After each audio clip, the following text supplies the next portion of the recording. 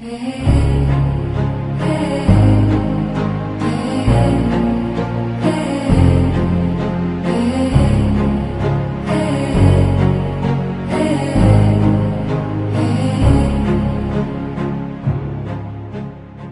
noite a todos, que o Mestre Jesus esteja presente em nossos corações e que a gente consiga nessa noite de estudo, de reflexões, de minha parte trazer aquilo que a gente se propôs quando foi convidado para fazer esse estudo e de forma geral que a gente possa aproveitar o estudo para fazer algumas reflexões a respeito desse tema tão importante nos nossos dias atuais, que é a permissividade e a disciplina. Nesse momento em que o nosso planeta Terra está passando por um processo de transição, onde estamos deixando de ser um planeta de provas e expiações, aquele segundo degrau na escala evolutiva dos mundos, e passando para um mundo de regeneração, que a gente possa, então, nesse momento tão importante, refletir sobre esse tema. Porque, como a gente sempre afirma, não é o planeta que está passando por esse processo. Somos nós que estamos fazendo esse processo de transformação. E aí, então, é fundamental a gente pensar sobre isto. Essa questão de como nós tratamos aqueles que estão à nossa volta. Como é que nós tratamos a nós mesmos? O que nós estamos permitindo aos outros realizarem? O que nós estamos nos permitindo realizar? Porque quando a gente fala um tema desse, quando a gente começou a fazer o estudo, foi a pedido de uma outra casa espírita, a gente sempre pensa naquilo que eu estou fazendo para com os outros. O que eu estou permitindo os outros fazerem? Quais são os exemplos que eu estou dando? Aonde é que eu estou segurando a rédea ou abrindo a rédea demais? Só que a gente esquece, né? E aí eu comecei a refletindo sobre o tema, que na realidade nós podemos falar a mesma coisa para nós mesmos. Porque se eu estou falando desse tratamento para com os outros, eu também estou falando do tratamento para comigo mesmo. O que eu me permito fazer? Como diz Paulo de Tarso, tudo posso, né? Hoje em dia a gente vê que a gente pode quase tudo. A lei sempre abre brechas para que a gente possa fazer um monte de coisa.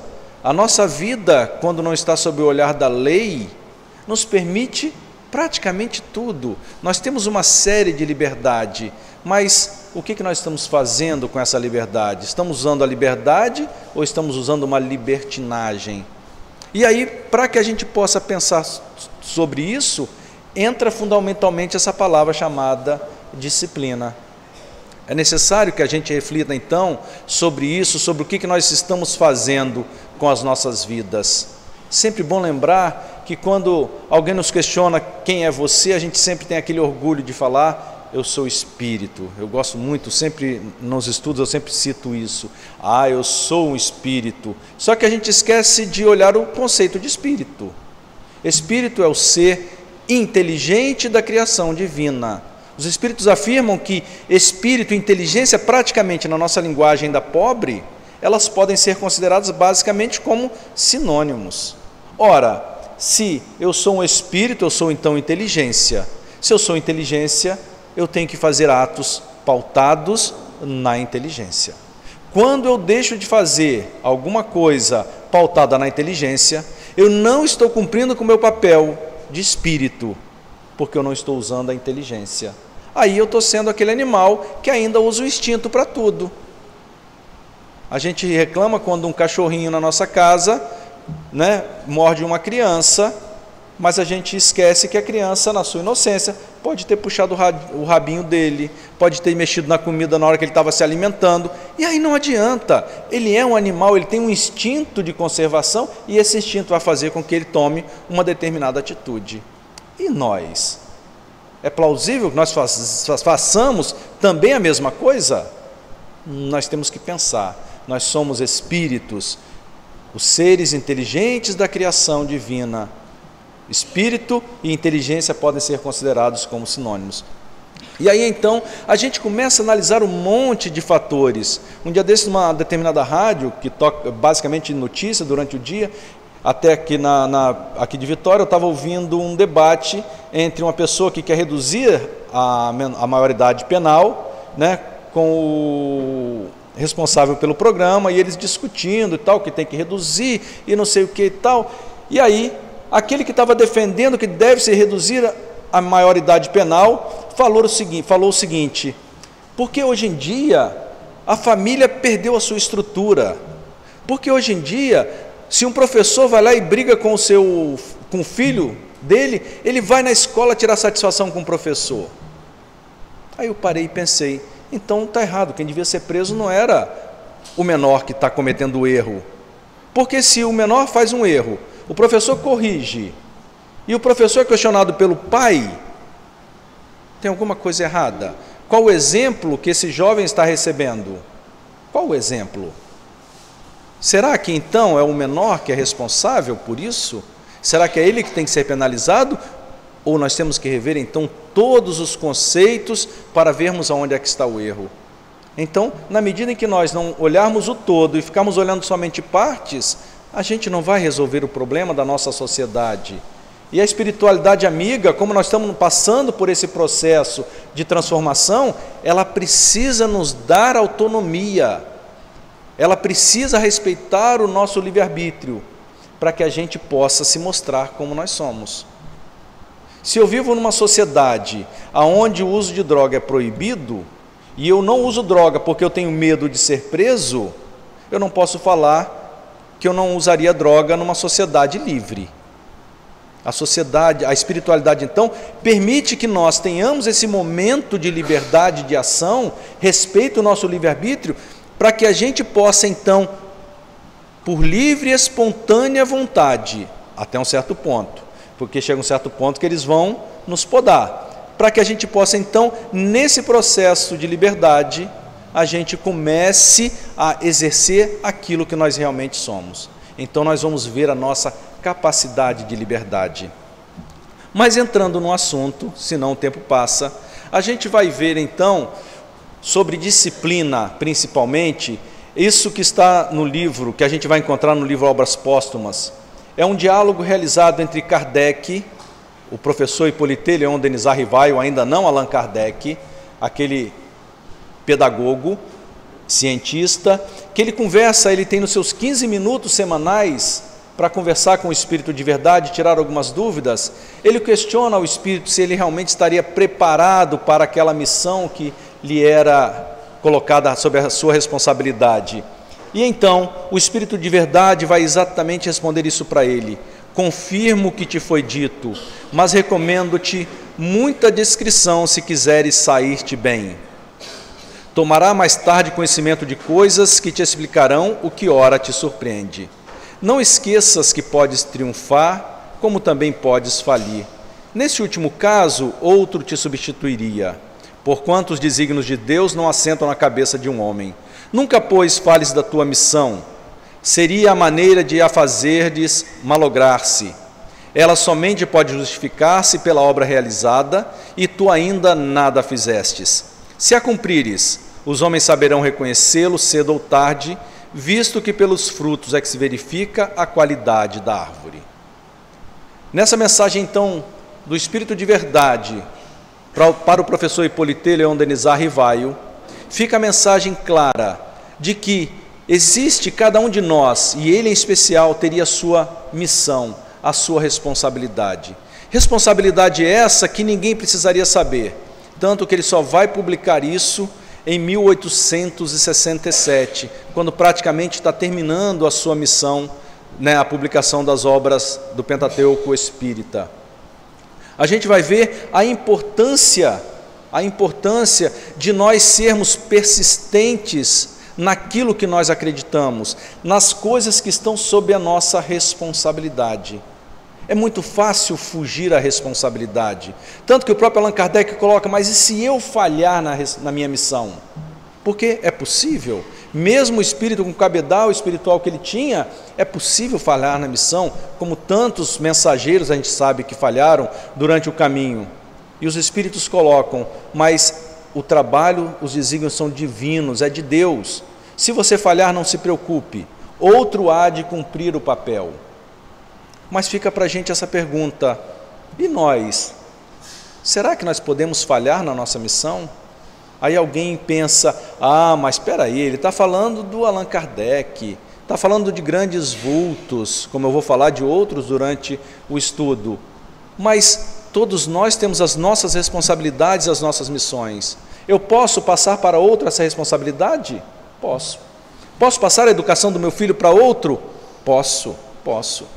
Se nessa encarnação eu não der conta, outro virá que vai fazer isso numa outra encarnação, eu vou ter uma outra oportunidade. Então, é importante a gente ter isso em mente.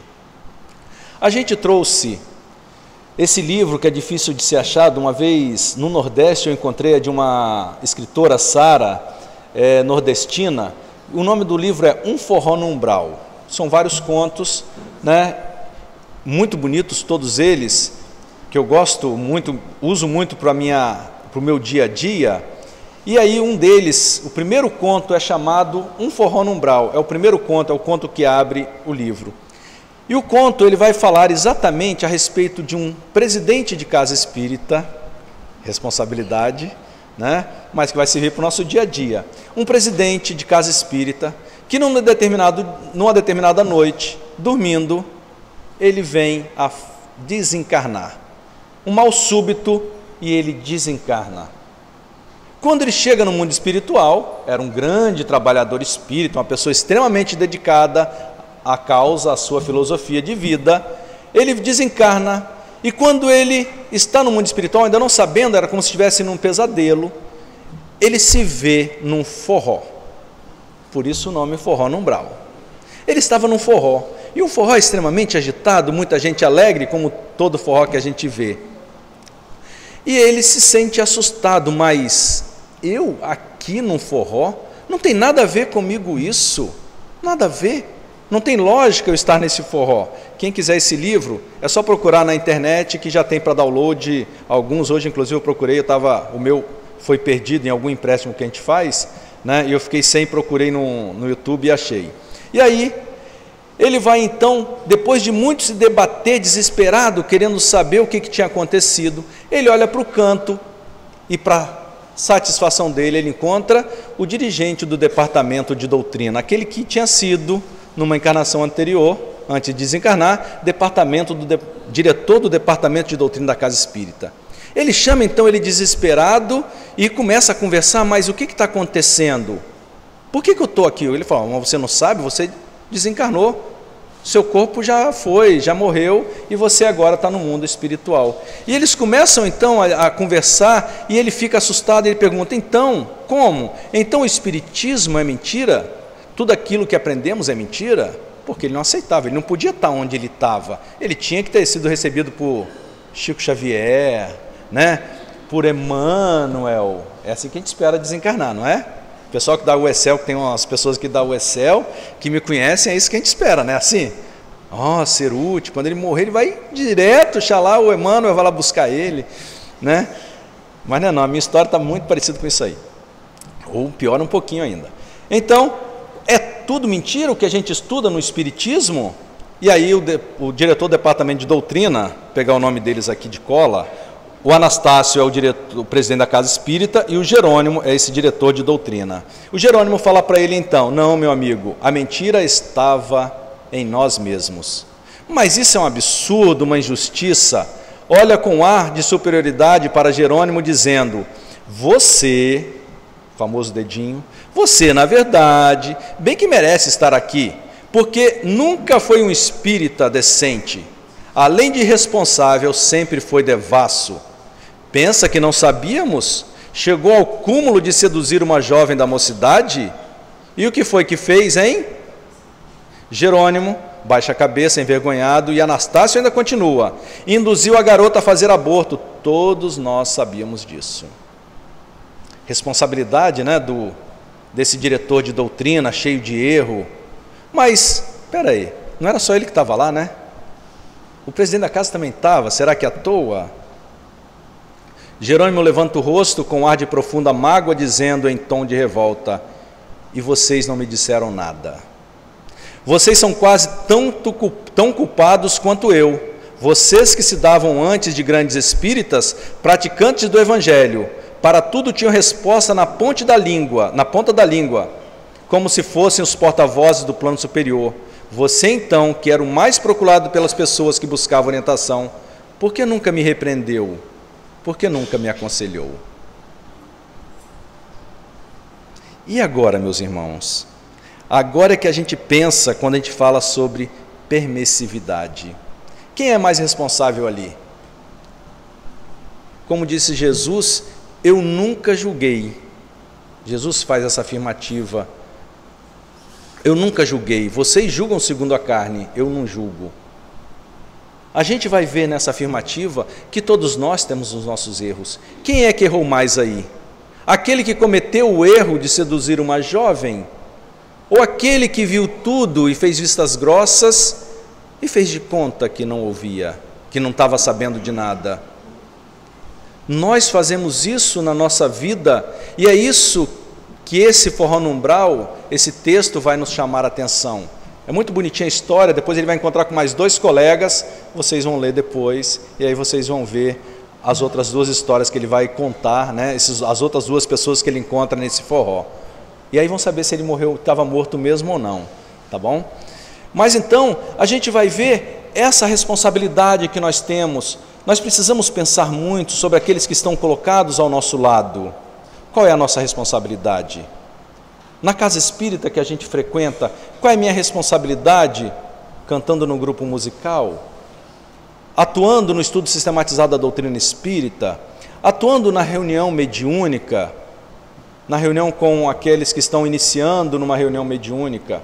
Na nossa casa, com nossos filhos, com nossos netos, com nossos irmãos? O que nós estamos permitindo eles fazerem? Porque é muito cômodo, na hora em que nós estamos frente a um problema, a gente deixar a bola rolar. Deixa acontecer. Não, ele sabe o que faz. Nós fazemos muito isso. São essas coisas que a gente gostaria de fazer a reflexão nessa noite, nesse estudo. E aí no Livro dos Espíritos, a gente vai ver na questão 132 do Livro dos Espíritos, visa ainda outro fim a encarnação, o de pôr o espírito em condições de suportar a parte que lhe toca na obra da criação. Se nós falamos que o espírito é o ser inteligente da criação, a nossa responsabilidade, quando Deus nos deu a oportunidade de estarmos aqui, vestindo essa vestimenta pesada, é porque Ele precisava de trabalhadores com braços ágeis para continuar a sua obra. Alguém precisa fazer o papel junto àqueles que estão encarnados. Nós somos responsáveis. A encarnação tem como responsabilidade fazer o espírito cumprir a parte que lhe toca na obra da criação. Enquanto o espírito se depura pela encarnação, concorre para a execução dos desígnios da providência. Então, enquanto eu estou me melhorando, enquanto eu estou me burilando, enquanto eu estou aprendendo, ao mesmo tempo eu estou contribuindo para a obra divina. É uma responsabilidade grande. Quando a gente falou então do professor Hippolyte Léon Denis Arrivaio, Allan Kardec, a gente pensa, mas ele... Só que não é ele, nós temos responsabilidades muito maior do que nós pensamos. As nossas responsabilidades, senhores e senhoras, senhoritas, senhoritos, é muito grande. Nós temos responsabilidades. Na escola com os nossos colegas, nós temos imensas responsabilidades. No nosso local de trabalho, nós temos muitas responsabilidades. Como eu atendo o meu cliente, eu tenho muita responsabilidade. Como eu trato o atendente que me atendeu mal, eu tenho muita responsabilidade. Tudo isso, nós somos colocados para contribuir na obra da criação. Esta é a nossa responsabilidade.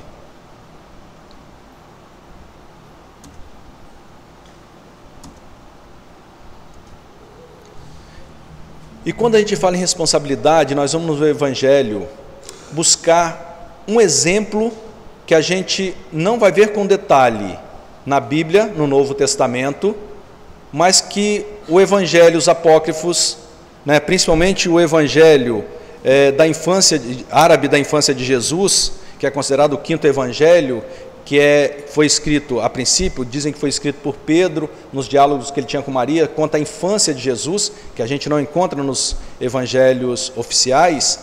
A gente vai ver a responsabilidade de Maria para com aquela criança que ela sabia que era o Messias.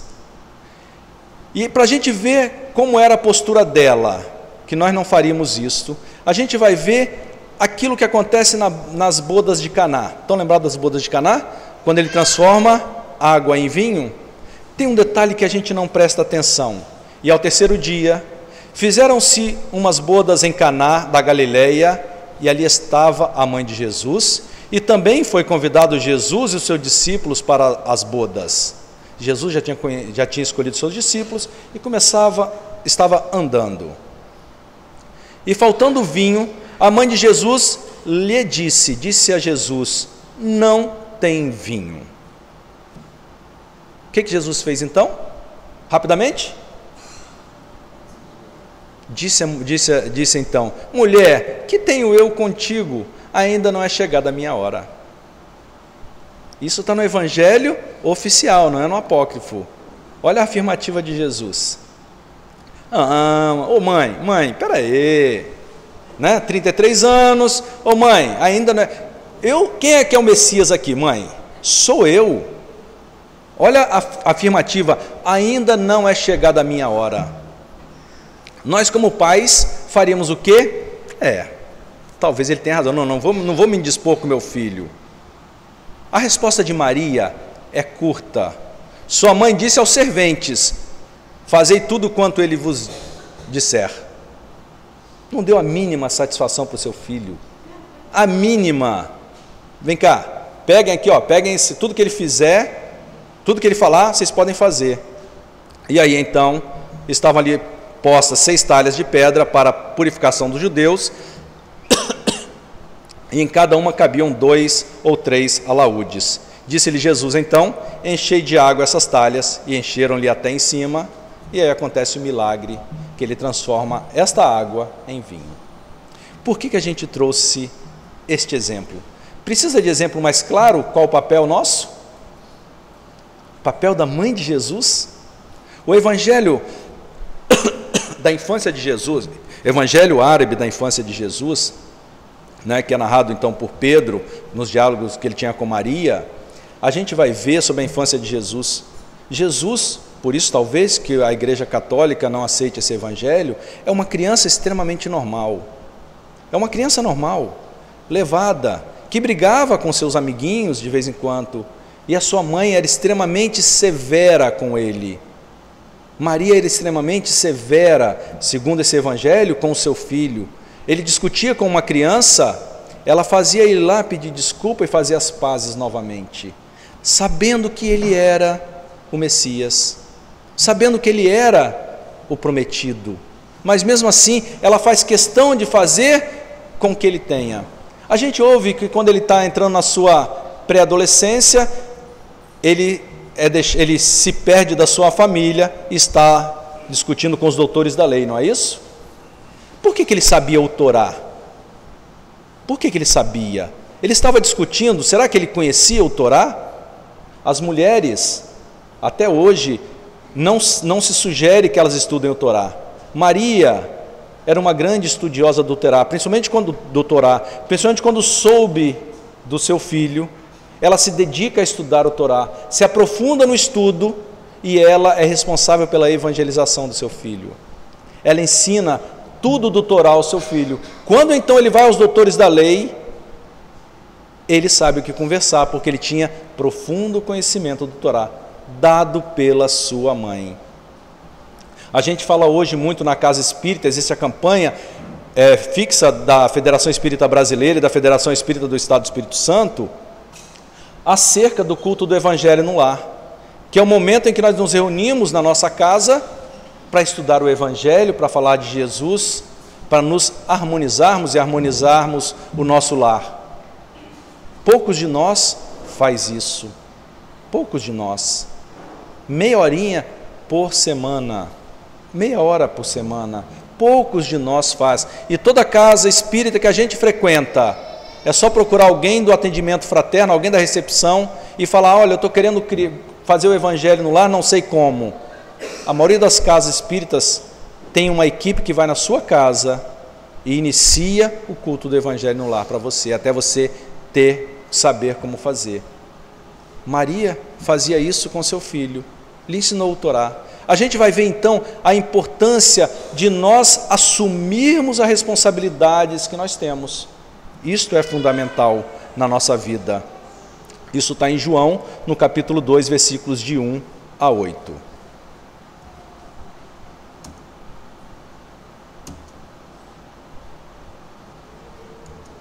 Só não está querendo passar aqui.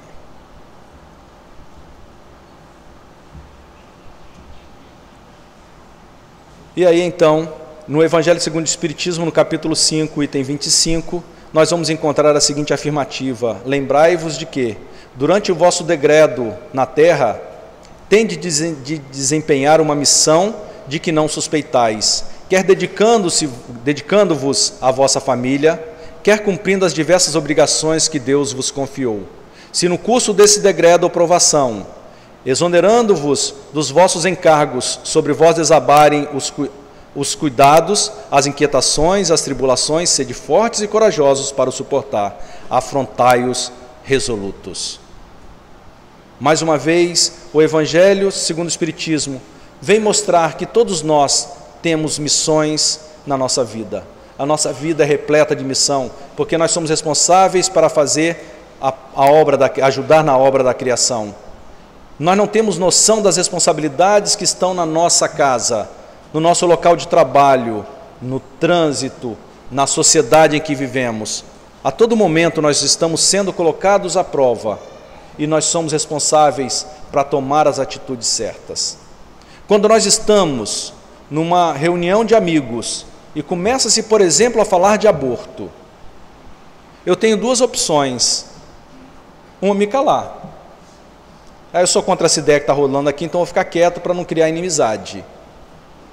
Ou eu tenho a opção de falar: gente, vocês podem pensar no que vocês quiserem, mas o meu ponto de vista é esse, é esse, é esse.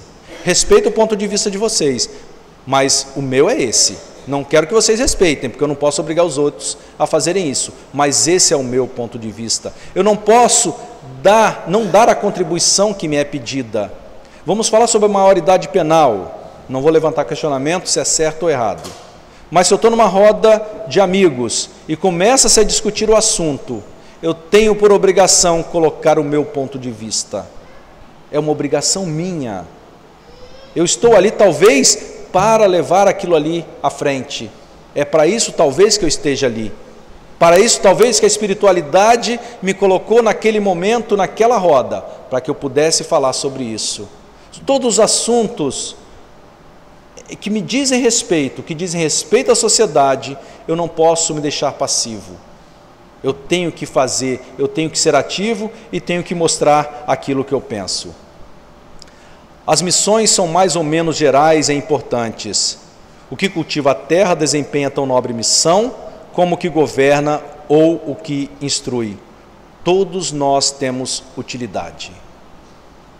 Não adianta eu me tornar humilde. A gente sempre brinca muito que o espírita, a gente fala que o orgulho e o egoísmo são as maiores chagas da humanidade.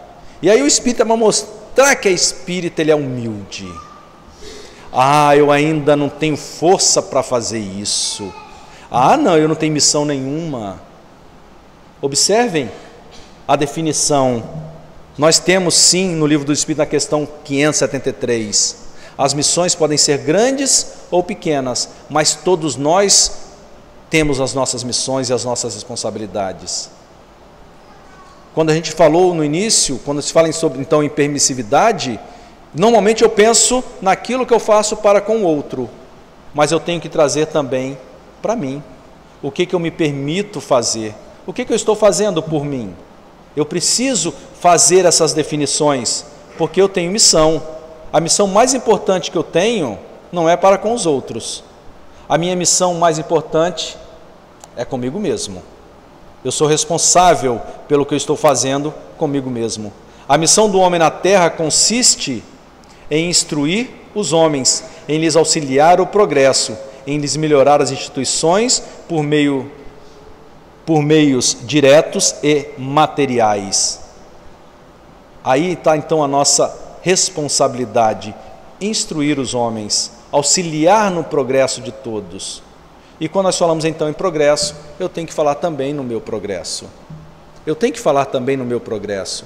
O que eu estou fazendo pelo meu progresso? Eu estou vindo na casa espírita, uma vez por semana de palestra. Maravilhoso, maravilhoso. Não posso fazer nada mais? Será que não tem mais algo que eu posso fazer? Por exemplo, uma coisa que a gente sempre sugere muito: você está dentro do carro, trânsito parado, ou vai fazer uma longa viagem, o rádio está sempre ligado. O que eu estou ouvindo? O que eu estou ouvindo? Quantas palestras em MP3 nós temos na internet? Um caminhão. Quantas músicas espíritas atualmente de excelentes qualidades? Pode se colocar como MPB. Eu falo que não existe música espírita, não existe música gospel, né? É um jargão errado que se usa. Existe música popular brasileira com temas evangélicos, com temas espíritas, porque pega o nosso grupo musical, o grupo que eu faço parte, tem hora que a gente tem até samba, tem música lenta, tem rock, né? Então a gente tem todos. O meu filho, ele toca, uma vez a pessoa responsável pela banda, discutindo com ele, não é assim, ele falou assim: eu não sei tocar rock, eu não sei tocar, não adianta. Então todos os ritmos vão passar por isso. Então nós temos excelentes músicas brasileiras para nós ouvirmos, com temas espíritas, com temas gospel. Então a gente precisa fazer isso para que a gente possa nos permitir melhorar o nosso estado espiritual, o nosso pensamento. A gente trouxe, como nós estamos fazendo esse ano, comemorando 150 anos da publicação do livro Céu e Inferno. Em todo estudo a gente gosta de colocar alguma coisa do livro Céu e Inferno. No livro Céu e Inferno, a segunda parte, que sugiro a todos a lerem, a gente vai encontrar uma série de espíritos classificados, cada capítulo é classificado na categoria do espírito. A gente vai trazer dois modelos, um do capítulo 2 que fala sobre espíritos felizes, onde tem o depoimento de vários espíritos considerados já felizes no mundo espiritual, e outro de espíritos ainda endurecidos. São várias categorias de espíritos que estão ali. Esse Victor, ele é um moço prático do porto de Havre, falecido aos 20 anos de idade. Morava com sua mãe, mercadora, a quem prodigalizava os mais ternos e afetuosos cuidados, sustentando-a com o produto de seu rude trabalho. Nunca o viram frequentar tabernas, nem entregar-se aos tão frequente excesso de sua profissão, por não querer desviar a menor partícula do salário do fim piedoso que lhe destinava. Todo o seu lazer consagrava-o à sua mãe para poupá-la das fadigas. Esse moço, então, ele é evocado na mesa da Sociedade Parisiense de Estudos Espíritas e vai fazer o seguinte depoimento: desejais saber como estou agora? Estou feliz, felicíssimo. Devem ser levados em conta os sofrimentos e angústias que são a origem das bênçãos e da felicidade do além-túmulo. A felicidade, não compreendeis o que significa essa palavra. As venturas terrestres, quão longe estão das que experimentamos ao regressar para Jesus, com a consciência pura, com a confiança do servo cumpridor do seu dever, que espera cheio de glória a aprovação daquele que é tudo. Nessa mensagem do Victor, a gente vai ver a satisfação de quem cumpriu o seu papel. Somente 20 anos de existência na carne, nessa encarnação. Mas quando ele retorna, ele vem mostrar para a gente o que é a felicidade.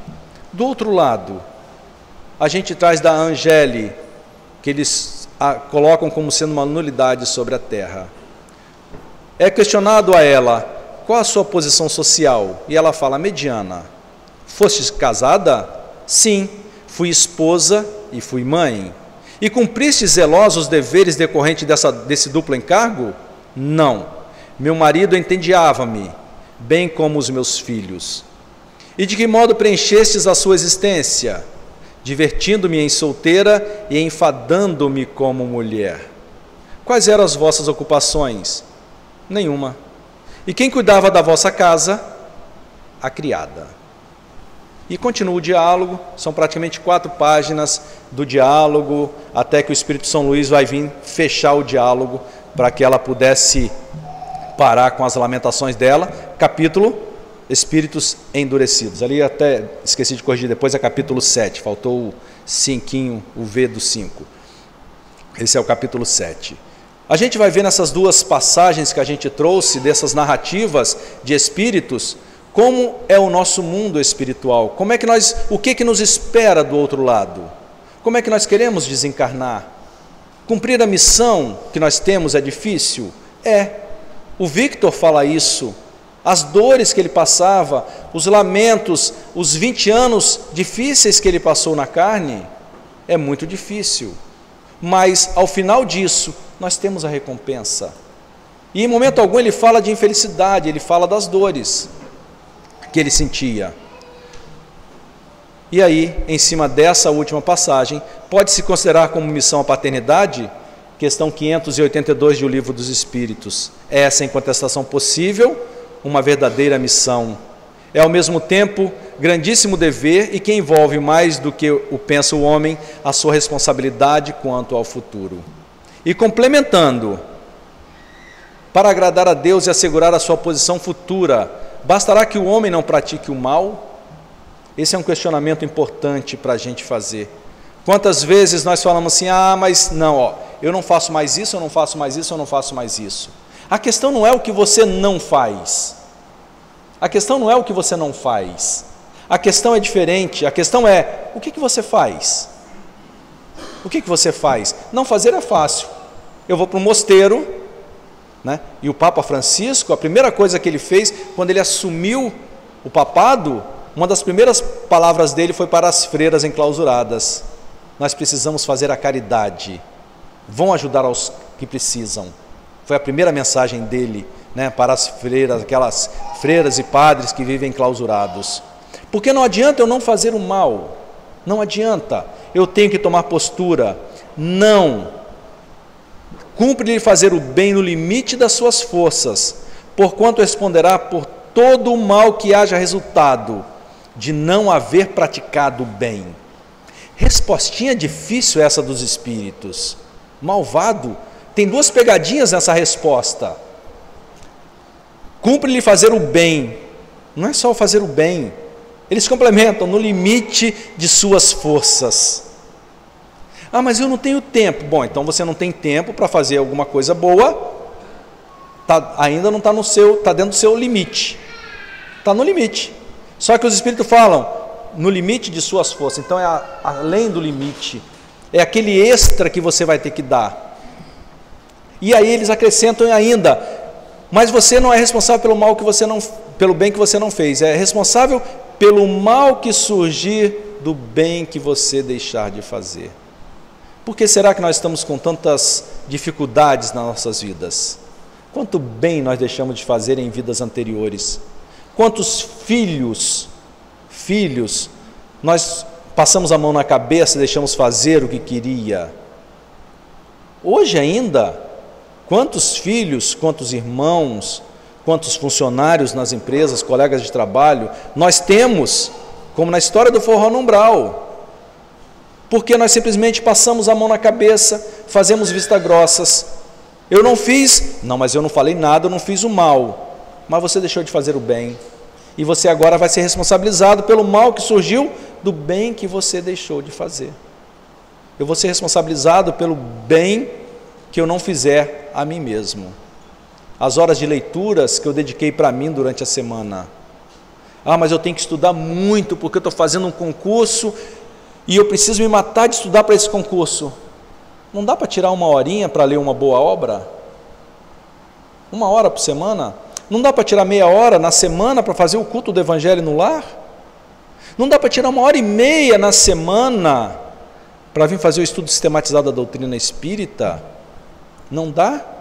Estamos falando então, se falarmos nisso aí, 1 hora de estudo, 1h30, né, mais uma meia hora, 3 horas, 4 durante a semana. Quantas horas tem a semana? Não quero nem saber.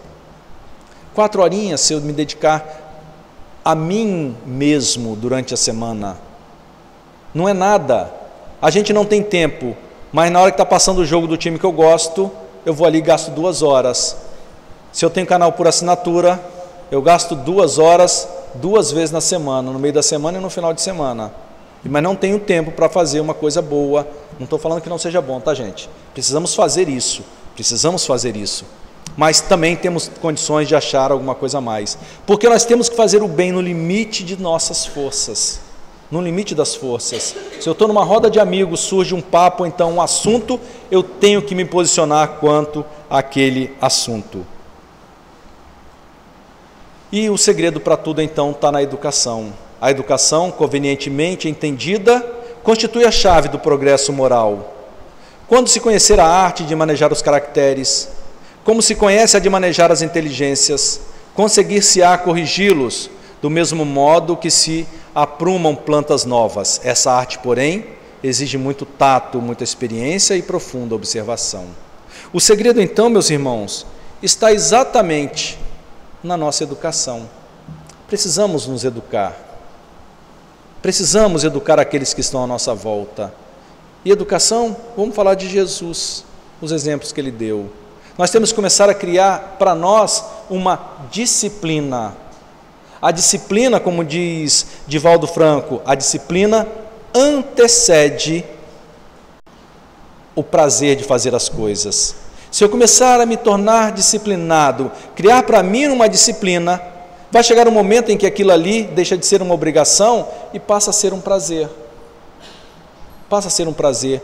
A gente vai ver que os jovens que se matam de estudar para passar numa faculdade, numa universidade federal, quando eles passam no vestibular, eles continuam estudando pra caramba na faculdade, raramente amolecem, porque eles criaram o hábito do estudo, aquilo passou a fazer parte da vida deles.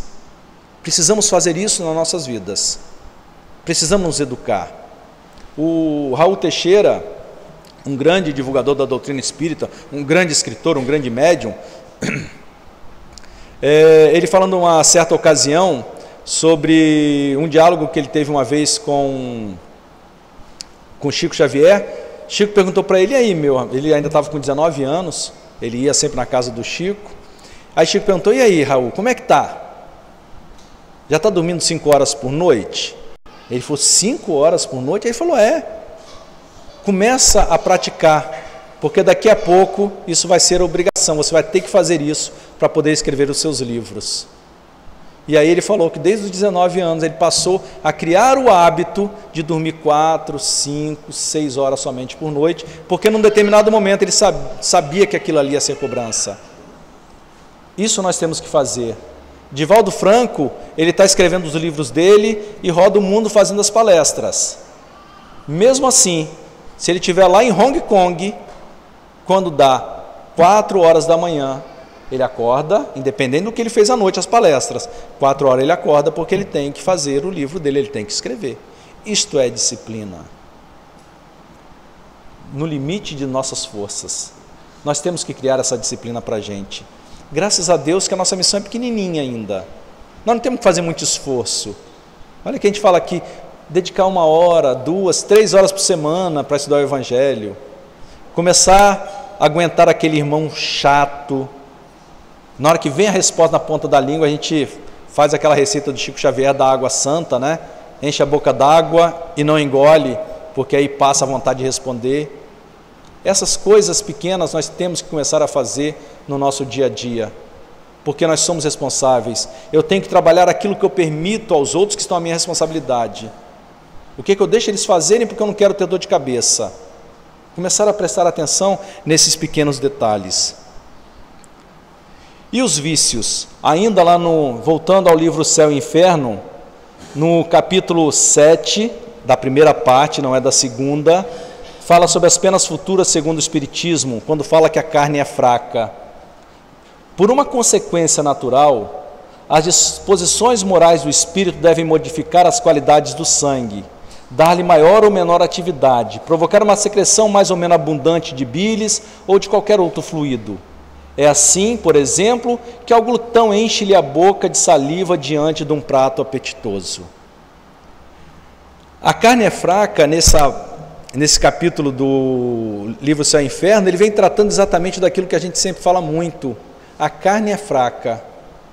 E ele vem mostrando que na realidade não é a carne que é fraca. Responsável pela carne, a carne nossa é tal qual a de um pequeno animal, de qualquer animal que nós conhecemos. Quem comanda essa carne, esse bolo de carne em forma humana, é o Espírito, sou eu. Sou eu. Então, quando a pessoa vê aquele prato apetitoso e a boca enche de água, come, ainda quer comer mais, não é o corpo que quer fazer isso. Não é. É o Espírito que está comandando o corpo. É o Espírito que está fazendo. Somos nós, inteligência, que estamos dando o comando. Vai, produz saliva. Vai, eu quero comer mais. Produz ácido clorídrico, vai. E aí a gente vai comer. Quando alguém pisa no nosso calo e a gente fala assim: ai, minha língua não tem jeito. A língua tem. Nós é que ainda não temos jeito, mas vamos dar jeito. E somos nós que vamos dar jeito, porque ninguém vai fazer por nós. Essa disciplina que nós temos que começar a ter, nós precisamos ter. O nosso pensamento, ai, minha cabeça não para de pensar naquilo. Não é a cabeça é só o órgão. Quem pensa é o Espírito, e eu tenho que começar a me disciplinar. Tem uma palestra muito bonita na internet, sugestão, busquem Ana Guimarães, Pensamento, uma bela palestra. O pessoal que trabalha aqui, faz ESD com a gente na Casa Espírita, né, na USL, a gente até pediu para assistir, o pessoal gostou muito. A Ana Guimarães, ela fala, e a Nete repete a mesma coisa, a filha dela, né, que a gente conhece muito bem aqui no estado. A Ana Guimarães, ela fala que desde a juventude dela, ela tinha que disciplinar o pensamento. Ela tinha uma técnica. Ela decorava poemas. Então ela pegava um poema, colocava na bolsa. Toda hora que o pensamento fugia, começava a pensar em alguma coisa que ela não queria, ela pegava e voltava a mente para aquele poema, até conseguir decorar o poema. Decorou? Já não serve mais. Pegava outro poema e começava. Ela começou então a disciplinar o seu pensamento. O pensamento começou a tomar uma ordem, porque quem pensa é o Espírito. Somos nós, não é o meu espírito, tá, gente? É o Espírito, porque eu não tenho um espírito, eu tenho um corpo. Então, nós vamos ver então que todos os vícios que nós temos, todos, sem exceção, isso também a gente vai ver no capítulo 9, versículo 9, item 9 do Evangelho segundo o Espiritismo, é responsabilidade do Espírito. E nós, então, para essa encarnação, escolhemos o gênero das nossas provações. Quando nós encarnamos, estávamos preparando a nossa encarnação, nós escolhemos as características da nossa encarnação, mas as particularidades correm por conta da posição em que nós nos achamos. São muitas vezes consequências das nossas próprias ações. Eu escolhi a família que eu queria nascer, eu escolhi o tipo de profissão que eu queria ter, eu escolhi o nível de desenvolvimento intelectual que o meu corpo estaria apto a agir, eu defini. Essas características, mas as características, os caminhos a trilhar. Chegado aqui, o meu caminho sou eu que trilho. E a espiritualidade amiga, a espiritualidade de luz, ela deixa eu fazer o que eu quiser. Hora ou outra ela vai ajeitando, coloca alguém no meu caminho, coloca alguém lá no atendimento fraterno para me dar um conselho, para que a gente possa ir sendo corrigido. Mas nós, muitas coisas, então as atribulações que nós temos hoje na nossa vida, são responsabilidades dos erros que nós cometemos nesse caminhar. Só existe, a lei de Deus, ela é perfeita. Nós só somos infelizes quando nos afastamos da lei de Deus. Somente aí, então, nós estamos fadados. Se Deus, em seus desígnios, nos fez crescer no meio onde pudéssemos desenvolver a nossa inteligência, é que Ele quer que nós a utilizemos para o bem de todos. Os dons que nós temos, se Deus nos colocou eles em nossas mãos, é porque Ele quer que a gente utilize em benefício de todos. É uma missão que Ele nos dá, pondo-vos nas mãos o instrumento com que possamos nos desenvolver, por vossa vez, as inteligências retardatárias e conduzi-las a Ele. Então, hoje, aonde nós estamos, o nosso o que a espiritualidade espera de nós, e nós seremos responsabilizados por isso, e a nossa consciência nos cobra isso, é que os dons que nós recebemos, os talentos que nós temos hoje, é para que nós possamos utilizar no bem dos outros. Eu não posso me esconder, eu não posso deixar de tomar as decisões, eu não posso simplesmente fechar os olhos e fazer de conta que eu não estou vendo, porque eu vou ser responsabilizado por isso. Não estou falando que nós vamos para o julgamento final, para o juízo final, aquilo que a gente vê no Velho Testamento. O nosso juízo final está próximo. Daqui a pouco, todos nós, daqui a algumas horas, todos nós passaremos pelo nosso juízo, quase uma semifinal. Porque todo dia, quando a gente coloca a cabeça no travesseiro, queira ou não queira, a gente pensa no que a gente fez durante o dia. Queira ou não queira. Santo Agostinho fala que a gente deve fazer isso, lógico, de forma metódica, de forma organizada. Mas mesmo se nós não cumprirmos o que ele ensina, nós fazemos inconscientemente. E aí a gente às vezes não consegue fechar o olho e dormir. E aí às vezes a gente precisa de um tranquilizante para dormir.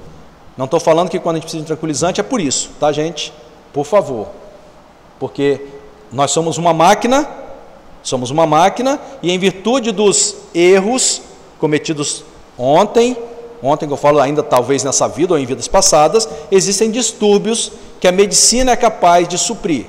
Depressão, por exemplo, é uma delas. Depressão é uma que ela tem que ser tratada em consultório psiquiátrico. Tem que ser.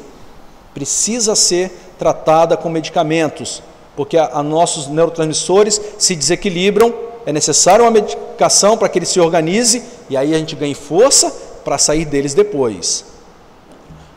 Então, nessa hora do juízo final, a nossa consciência vai nos cobrar o que nós estamos fazendo. A nossa consciência fala assim, poxa, por que naquela hora eu não falei que eu era contra o aborto? Podia ter falado, né? Quando fulano falou isso, eu podia ter dado aquela resposta. Quando todo mundo foi agredir aquela pessoa, eu podia ter defendido ela, coitada. Essas posturas nós temos a responsabilidade de fazer. Então, meus irmãos, essa frase é que a gente vai encerrar o estudo de hoje. Se Deus, em seus desígnios, vamos trazer para a primeira pessoa, nos fez nascer no meio onde pudéssemos desenvolver a nossa inteligência, é que Ele quer que nós a utilizemos para o bem de todos.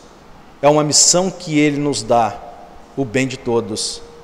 É uma missão que Ele nos dá, pondo em nossas mãos um instrumento com que possamos desenvolver, por nossa vez, as inteligências retardatárias e conduzi-las então a Ele. Que o Mestre Jesus nos abençoe e que a gente possa ter bastante força na nossa vida, para que a gente não perca mais tempo e que a gente possa então superar as dificuldades da nossa vida e ainda nessa encarnação, vestindo ainda essa vestimenta que nós estamos vestindo hoje, que a gente já comece a ser mais feliz do que nós somos. Que o Mestre Jesus nos abençoe e obrigado à casa pela oportunidade.